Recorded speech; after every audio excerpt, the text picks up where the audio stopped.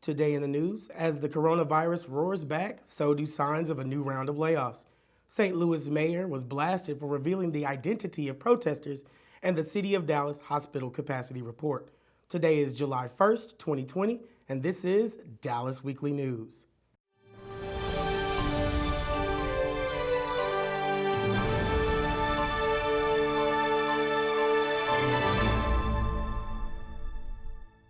Hello, I'm your host, Deontay Toombs, and this is Dallas Weekly News.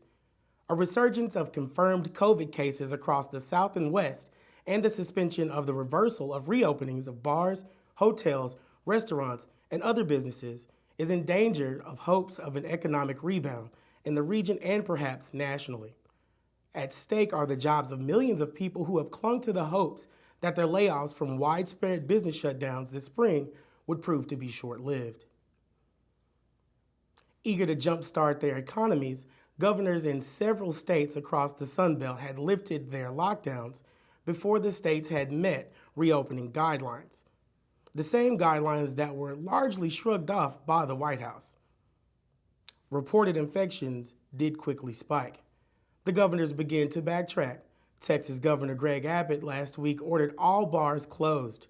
Arizona Governor Doug Ducey told residents to stay home and declared that the state was on pause as the COVID cases stacked up.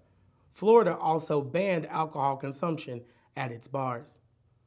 The jarring reversal underscores what many economists have been stressing for months, that the economy and the job market can't regain their health until the business shutdowns have lasted long enough to reduce the spread of COVID. Most Americans don't feel confident enough at the moment to return to restaurants, bars, hotels, and shopping malls, including airports as well. St. Louis Mayor Lydia Krewson publicly revealed the names and addresses of anti-police protesters, a decision that drew extra criticism in the tense weeks following George Floyd's death. George Floyd's death was at the hand of a white Minnesota officer who pressed his knee to Floyd's neck.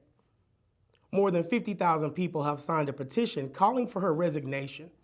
Speaking live on Facebook Friday, Krewson said she had met with the protesters who had presented her with written suggestions for the city budget, including proposals to cut funding for the police.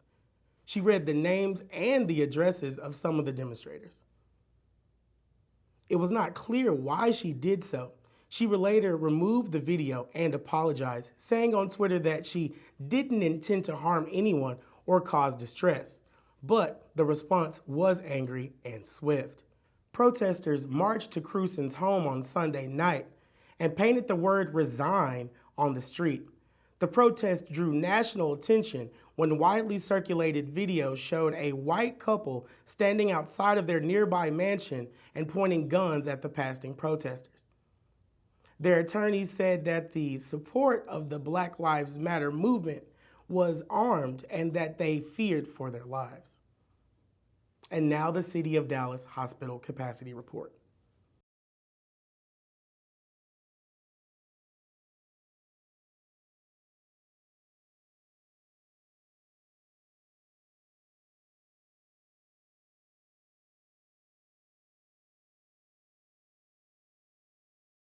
This has been Dallas Weekly News for July 1st, 2020. Find these and more stories on dallasweekly.com. Follow us on social media on Facebook, Instagram, YouTube, and Twitter.